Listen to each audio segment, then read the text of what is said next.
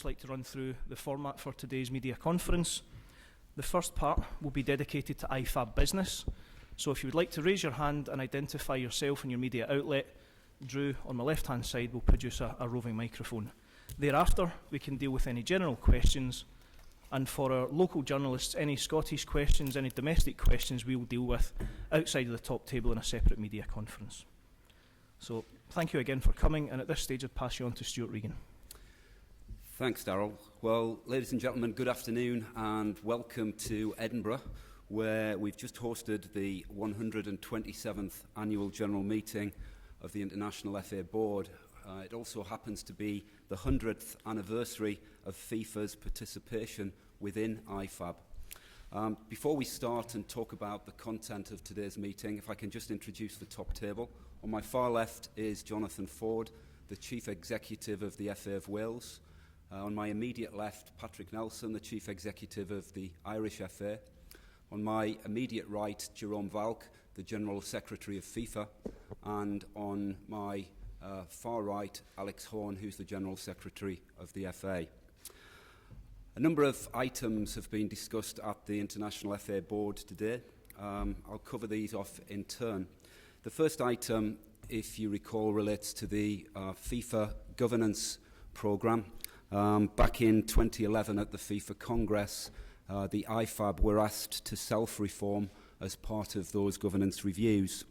Today, the IFAB has agreed that greater levels of consultation within the game are required to inform and improve the decision-making, particularly relating to the laws of the game, and also provide greater transparency and greater opportunities for other associations and key stakeholders around the world to contribute with ideas and initiatives to benefit the game as a whole. A presentation was made on the 26th of February to the 6 Confederation General Secretaries in Zurich, and this will be presented to the FIFA Congress in Mauritius on the 30th to the 31st of May. IFAB today has also agreed to the formation of 2 new advisory panels. Firstly, a technical panel comprising referee experts from right across the globe, and a football panel with approximately 20 individuals, former players, coaches, current coaches, FIFA Pro, Confederation technical directors, and so on, to instruct and inform the IFAB on the implications of potential decisions, thus allowing greater consultation. Clearly, this will need to be approved by the FIFA Congress in May, but it's a step forward in terms of providing that transparency and consultation that the FIFA governance review sought to put in place. Turning to goal line technology, the IFAB received an update today on the goal line technology project. The meeting agreed that the decision on allowing replays of goal line incidents for broadcast purposes and also for use on giant screens in stadiums should be made independently by competition organisers. In addition to that, it was agreed today by IFAB that each competition organiser should have the autonomy to decide whether they wanted to use goal line technology in individual matches within a competition or indeed across the competition as a whole. Thirdly, the IFAB discussed the usage of electronic performance monitoring systems within the game of football. It was agreed to form a consultation group including stakeholders from across the game, particularly medical experts and sports scientists, to explore the benefits that such performance systems might bring to football, and that will be reviewed at future business meetings and the future AGM of the IFAB. Turning to specific laws that were discussed today, IFAB has taken a look at Law 11, which relates to offside, and in particular sought to clarify some of the wording relating to the offside rule, and agreed that the wording is not particularly precise enough, particularly in the area around interfering with an opponent and also gaining an advantage. The new approved wording can be found on FIFA.com and certainly outside of the meeting there will be opportunities to go into what is effectively a very technical and complex area. FIFA has also agreed today that it would be helpful for all referees across the world for additional training to be provided with the use of video clips, so it can become very, very clear what the new wording will mean, and offer that opportunity for greater consistency, greater clarity in decision making. Moving on to other reports that were covered, the meeting received a report on additional assistant referees. Also, Law 4, players' equipment with regards to the use of the headscarf, and that particular project will be reviewed in 2014. Turning to Law 8, the start and restart of play, and in particular the dropped ball. That particular law was deferred following the need for further consultation and information by the technical advisory group, and a new proposal will come back to the 2014 annual general meeting. Finally, an agreement was made to form a working party to completely review the text and the layout and the format of the laws of the game, which, as I'm sure you're aware, have been modified over the years, and we feel that there's a need for greater structure and greater clarity, and in particular the interpretations of the laws of the game. So that a group primarily of referee technical advisors will work on that in the coming months. That concludes the content from today's meeting, and I'll ask Darryl to now open the floor for questions. Okay, thank you. Now I'd like to invite some questions from the floor, so if you could raise your hand and Drew will provide the microphone. Keir. Keir Adnage, good morning. I've got two questions. On the issue of IFAB, transparency, etc., was there any discussion about the membership makeup of IFAB, firstly? On the second issue about the additional assistant referees, was there any discussion about allowing them to move, i.e. make a gesture? Okay. Which we understood from UEFA, particularly after the Euros, was not, and it was felt that was a little bit contentious, because then people feel they're not doing anything when they're watching generally. Okay, if we take the first of those, as far as the composition of IFAB is concerned, the feeling of the meeting was that the current composition works very well. The existing participants have provided a very comprehensive approach to reviewing the laws of the game. However, it's felt that there should be greater consultation, and within the two advisory panels that are being created, there will be the opportunity to bring in additional people from across all confederations in such a way that the decision-making body can come to a comprehensive outcome. As far as the additional assistant referees project is concerned, today's meeting simply received an update which followed on from the decisions made at the last business meeting, and it has incorporated the additional assistant referee concept, and it's enshrined now within the laws of the game. There was no further discussion on any other aspect of it.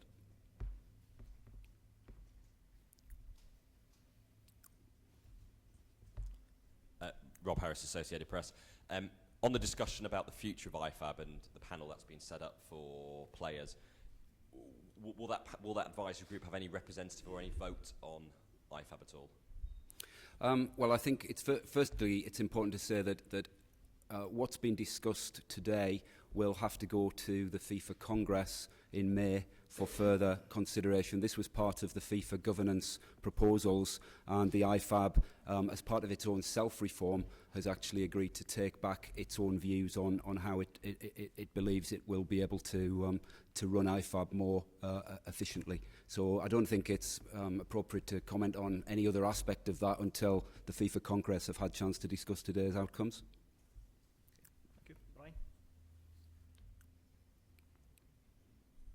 Hi, good afternoon. Brian Swanson from Sky Sports News. We heard from the FA yesterday, so if I could put this question to Jerome and the three other associations, just on the issue of goal line technology. To be specific, when do you want it installed in your leagues and your national stadiums?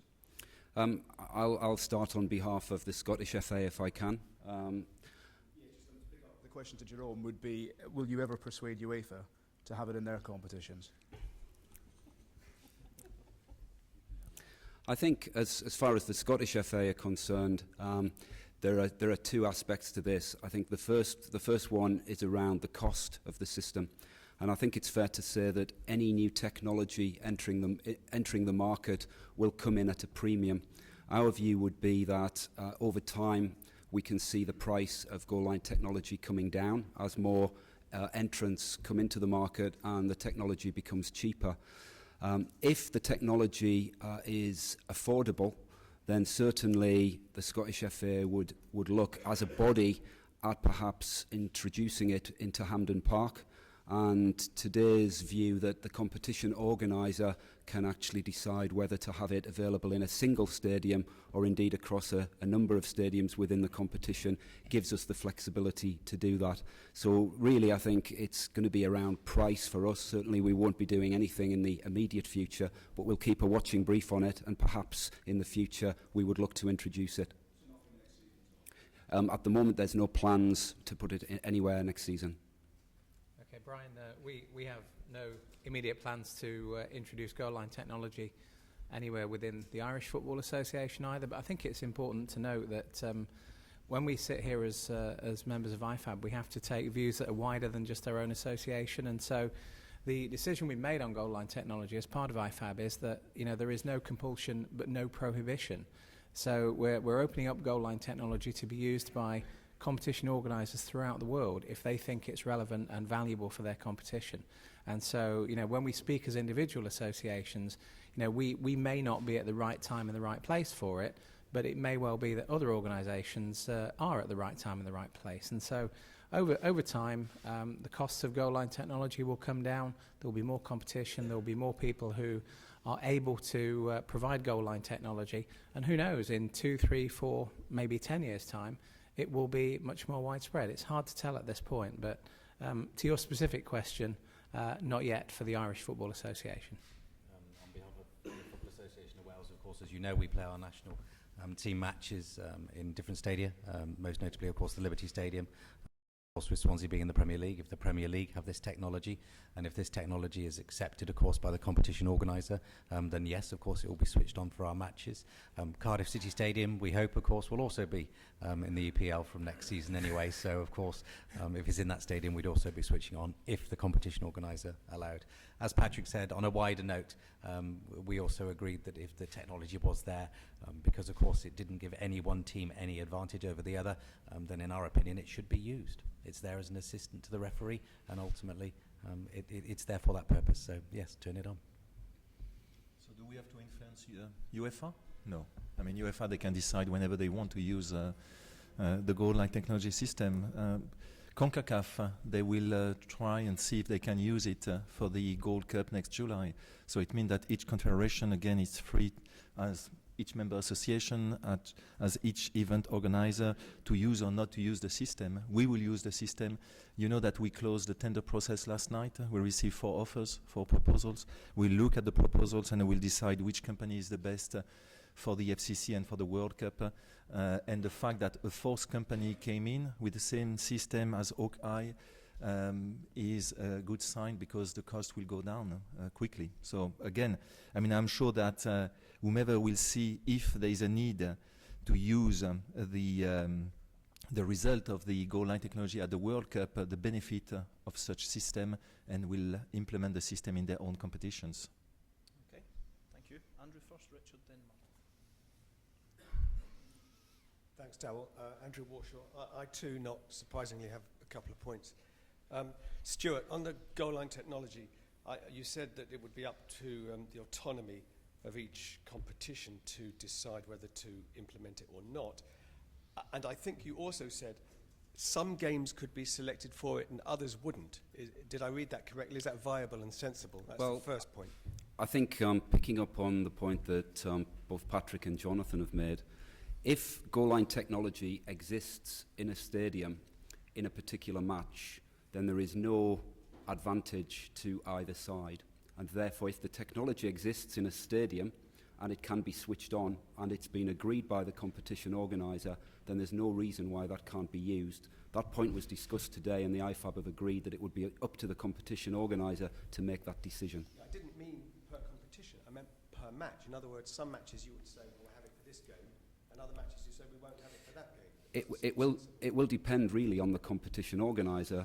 Across the world, there will be different competition organisers who may choose to use goal line technology if it's available. If it has been approved, it will then be up to the individual club in consultation with their association and their league body to decide whether or not that would be used. The other 2 points on the electronic tags, just to put some flesh on the bone, so to speak, could you give us a little bit more detail on who will be members of this panel, how you will appoint them, when they will be appointed, and on the headscarves issue, you said that was going to be deferred to 2014. I thought you'd already agreed that headscarves were now permissible in women's football. Let me start with the last one first. The headscarf is a project that was to run for 2 years. There's been no change to that. Today's meeting simply received an update as to where we are in that process. There are a number of associations now actively using this, and we're waiting feedback, which will come back to the 2014 IFAB AGM as to what happens next. As far as the electronic performance monitoring system is concerned, what the annual business meeting the next annual business meeting will need to do is to decide an appropriate selection of individuals. Clearly, this is an area primarily for medical staff and sports scientists to look at the value that such systems can bring to the game. And this is about looking at the capture of data and whether that relates to heart rate, whether it relates to speed, acceleration, power, all things that perhaps could be explored, and it will be considered by the working group, and the IFAB will be updated at a future point in time. Thank you. Richard?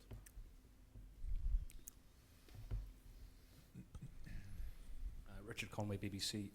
Jerome, last July when IFAB approved goal line technology, you specifically ruled out any advertising or sponsorship for the replays, either in stadium or for broadcasters. Could you just clarify, is that still the same position for FIFA, for the Confederation and the World Cup? And Alex, I was just wondering the same thing to you for FA Cup games. Is it now seen as a potential revenue stream for sponsorship if indeed you go ahead and do those replays either in stadium or for broadcast? I mean, we have not talked about. I mean, for the time being, in a way, we don't need. What we talked about is really the use of the replay on the giant screen in the stadiums, and just because it can be controversial, to make sure that it is used as we are using today, replayed whenever they are replaced during a game.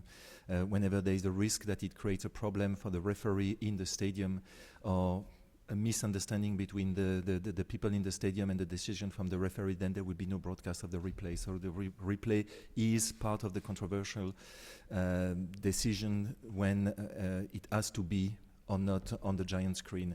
Regarding sponsorship, I don't see why we should use it as a revenue stream.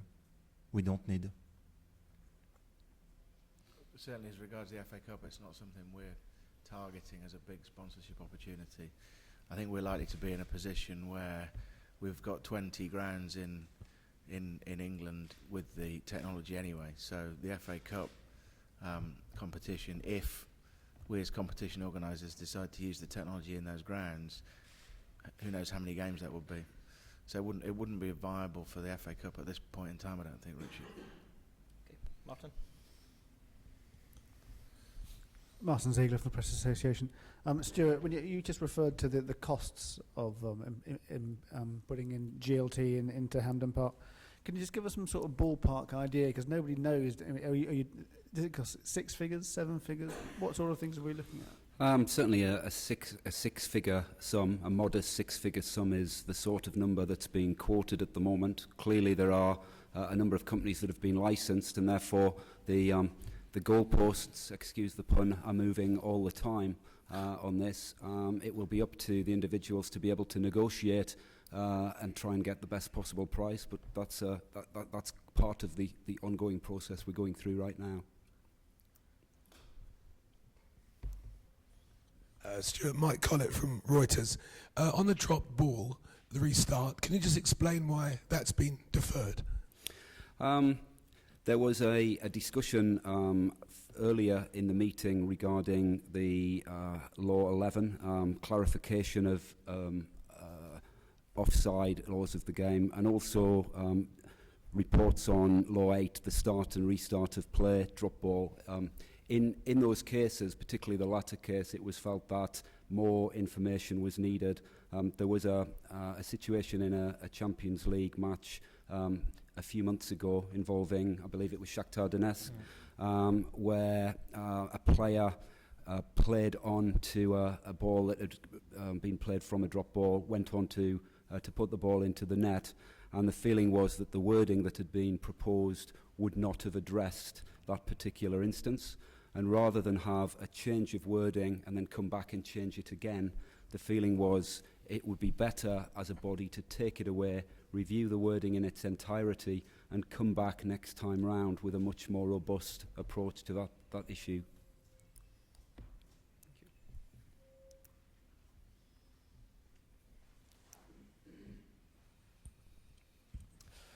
Jerome, coming back to Brian's point about goal line technology in UEFA, they obviously are one of your biggest confederations, high-profile tournaments like the Euros, Champions League. As the ultimate supreme body in world football, are they going to look like dinosaurs if the rest of the world has goal line technology and they don't? And particularly when you've got Platini telling Bill today that the reason now is not, as well as a fundamental disagreement, he's saying it's too expensive, despite being featuring the wealthiest teams in Europe. Firstly, regarding the price, I think that the exercise we have just run is very interesting because we will have a clear view on what it costs. For the time being, we always said, even to you, that it's between 150,000 and 250,000, but that's figures which were given by the companies. You know that it cost a lot more when we went to Japan because it was the first time that we were using a system, but we took the cream of the cream. We put additional technicians, so we put additional system in place in order to make sure that the real test will succeed. I have the price in my pocket. They are here on this paper. So I can tell you, but I will not tell you. But I can tell you that I have 4 companies, and I have very different prices between the rental for the FCC and the FIFA World Cup, or the purchase of the system. And it's amazing. It goes from 1 to 3 or 1 to 4, the difference between the 4 companies. So again, I can tell you that yes, it's a 6 figures.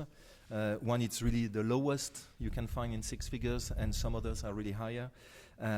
But it will not cost what Michel is saying. I think he was talking about 40 million. The total, I have it in euro. I have in euro, US, and euro, and pound, even in pound, because there is a British company. So we have 3 currencies. But again, I mean, it will never reach the 40 million Michel was talking about. And again, I mean, UEFA is free. UEFA is free to decide if they want or if they don't want to use the system. The decision from the IFAB was to give the freedom to each event organizer to decide or not on the use of the goal line technology in their competition, or stadium owners in their stadiums, etc. We, FIFA, are saying that we will use in our competitions and will authorize the use of goal line technology for the World Cup qualifiers. So whenever a stadium is equipped with a system and as a World Cup qualifier, we as the organizer of the competition, the World Cup qualifiers, will authorize the use of the goal line technology system.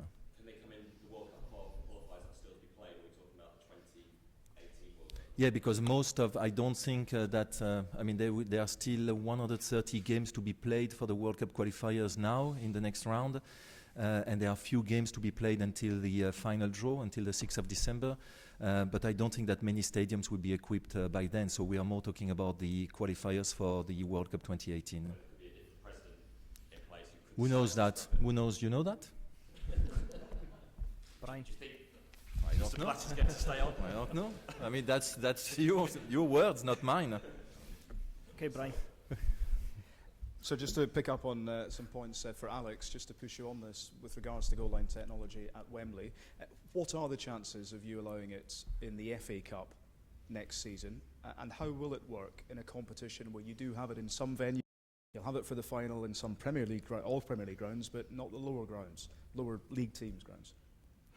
I think we've covered this a couple of times, and this isn't a decision, but my view is, and I will take this recommendation to the FA Cup committee, my view is that the technology in a building favours nobody. It's there for both teams to use, it's part of the infrastructure of the stadium, and therefore if there's at any stage in the FA Cup competition where a club enters the draw and they've got that technology, I would allow them to switch it on. And I think it's a fairly simple rule for the FA Cup. It doesn't disadvantage anybody. So I would, if it's in the building, I'd turn it on. I think it's that simple. When can we expect you to say for definite that it will be in the FA Cup next season? By the end of the season, we'll know. I mean, we'll know that we're buying it. The Premier League are buying it. We'll know what grounds have it in, and I'll clear it with the FA Cup committee in the next few months. Ben? Can I just add on to something there? I mean, the one thing that when we were discussing this earlier, it wasn't a decision. There are three decisions. Either you don't allow it, you allow it and you insist that every stadium has it, or you allow it and those stadiums that have it, of course, would use it. Those who don't, couldn't. And my recommendation was the third option there, that if it was there, as Alex said, you switch it on, you use it. No one team has an advantage. Ben Rumsby from the Daily Telegraph. Jerome, just to be clear on the piece of paper that you have there, are you saying that you have prices from the 4 bidders or 4 potential bidders, and you know how much each of those systems costs, and it's between €100,000 and €400,000? Is that right? No. I say that it was 6 figures, and there were a low one and a high one. And we are talking, I'm talking about, because I'm not talking about per system, I'm talking for the full system. So you are talking about 12 stadiums. So that's the figures I have. It's covering the 12 stadiums plus all the cost, etc. Okay. But yes, it is related to the implementation of goal line technology system in the 6 stadiums we will use at the Confederations Cup and the 12 stadiums we will use at the FIFA World Cup. Yeah. 6 figures. 6 figures for 12 stadiums. No. Per stadium. Per stadium.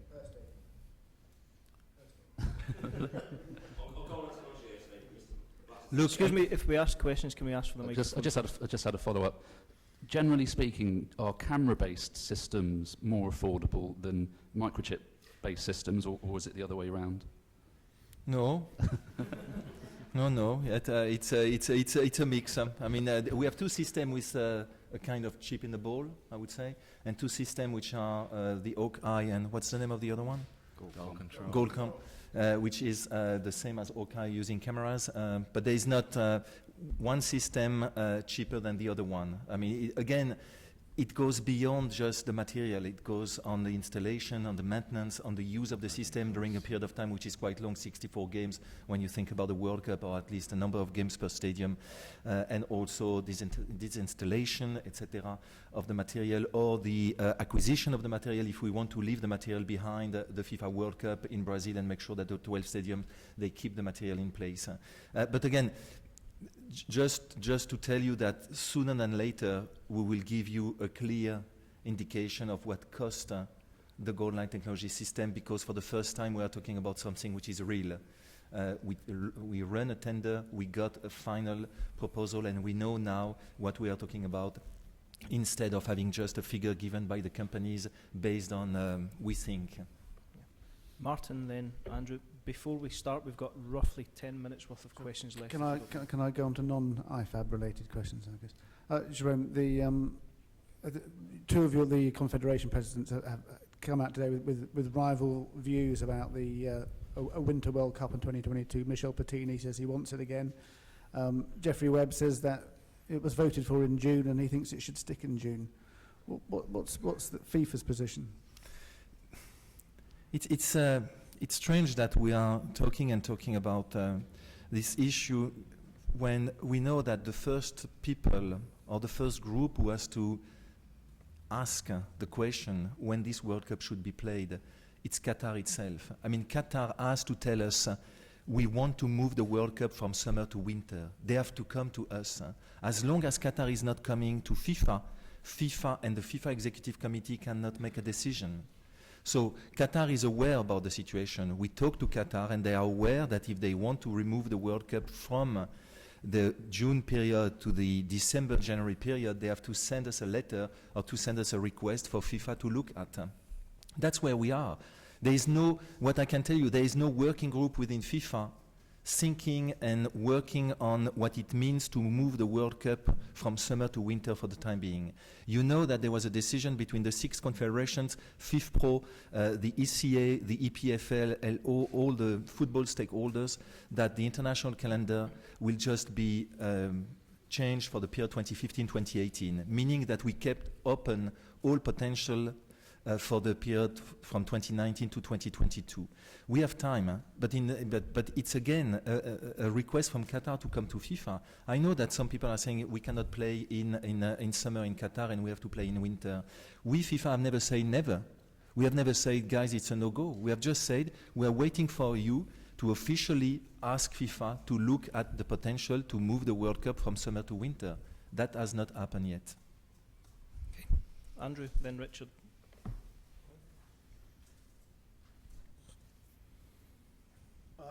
Okay, Jerome, since Darryl said we can go off IFAB stuff, follow-up question from Martin's. Look, we've been going around in circles with this. If you ask the people in Qatar, they will say quite categorically the opposite to what you've just said, which is that it is up to FIFA to decide. It is not up to us. When are we going to have a firm decision on this? Because the Qataris have already said once it gets to past 2:14, it's too late. Also, Michel Platini has again today reiterated that the best way forward would be for Qatar to share the World Cup with its neighbours. Is that totally off the agenda as far as FIFA is concerned? Thank you. So, two questions. Look, again, I mean, there was the World Cup 2022 was awarded based on a bid and on documents. These documents are saying that the World Cup 2022 will be played in a certain period of the year. They have signed these documents, they have agreed with FIFA, and in exchange they received the World Cup organization. If they want to change anything to this document they have signed, they have to tell us. It's not us to tell them what they have to do.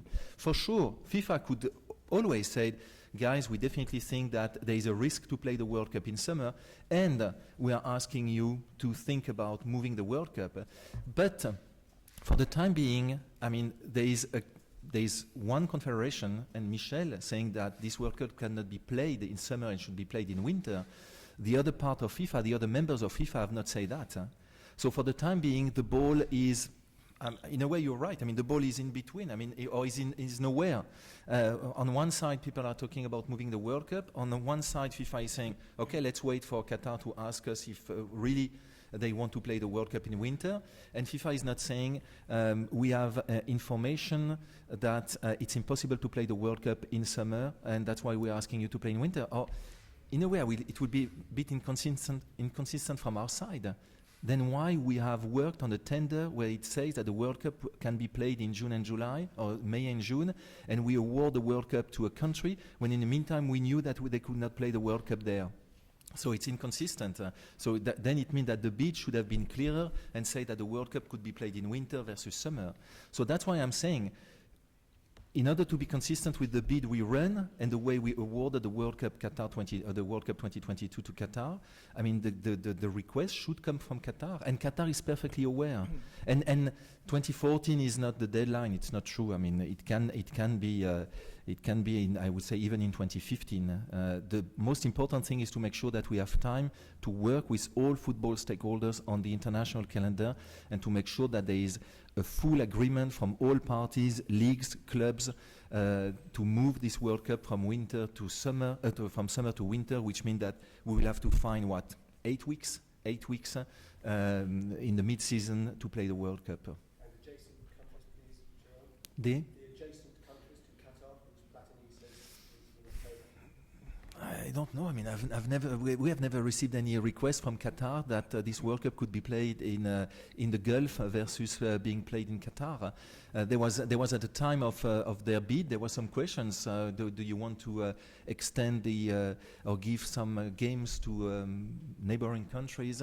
And during the bid process and until the time they were awarded the World Cup, they never came with such idea that games could be played outside of Qatar. Okay, we've got time for 2 or 3 more questions. We'll start with Richard, Keir, then Brian, and Drew. If we could just wait until the answers are finished before we collect the microphone again. Thanks. John, just picking up off that last answer, because the Qatar Organising Committee had said 2014 was in their mind the deadline for reorganising leagues. You've just said there 2015 is you think is realistic.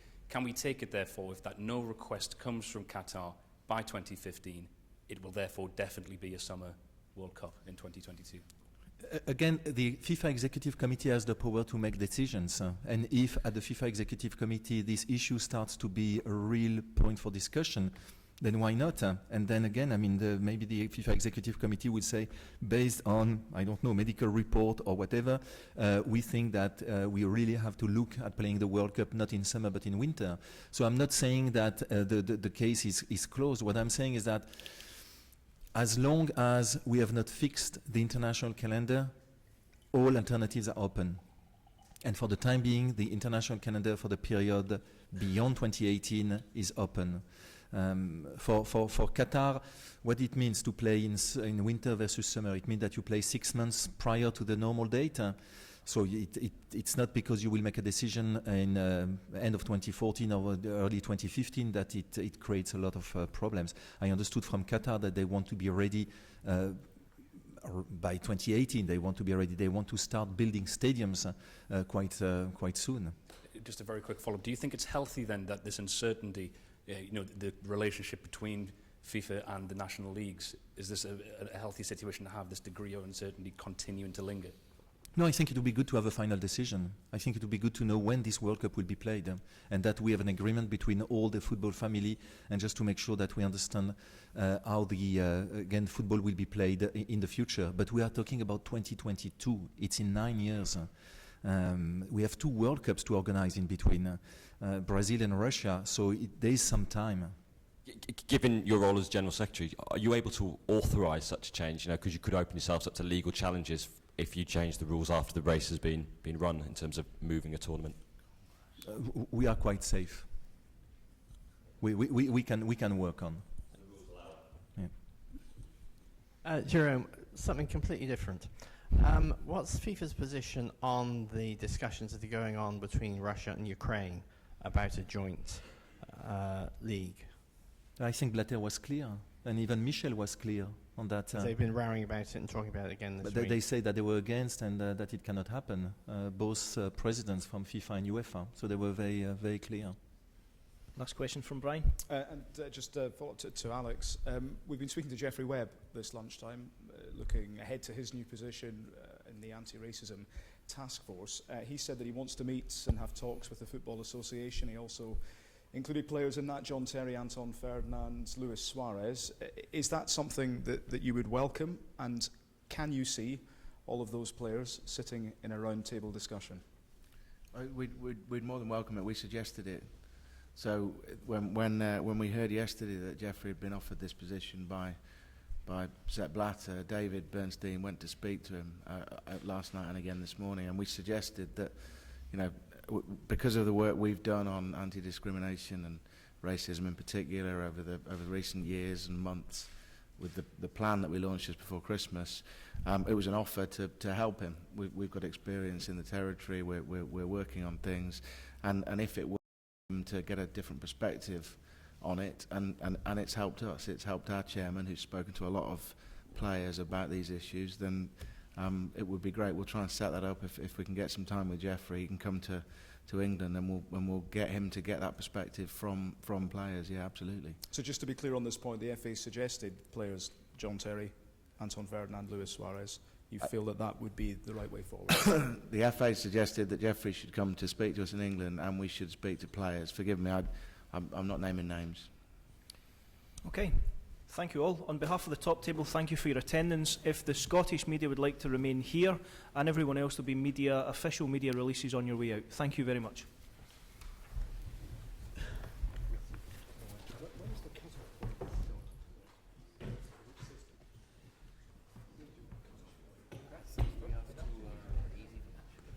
Lucas, when we say that we have to make a decision on the goal line technology, so at the end of the month,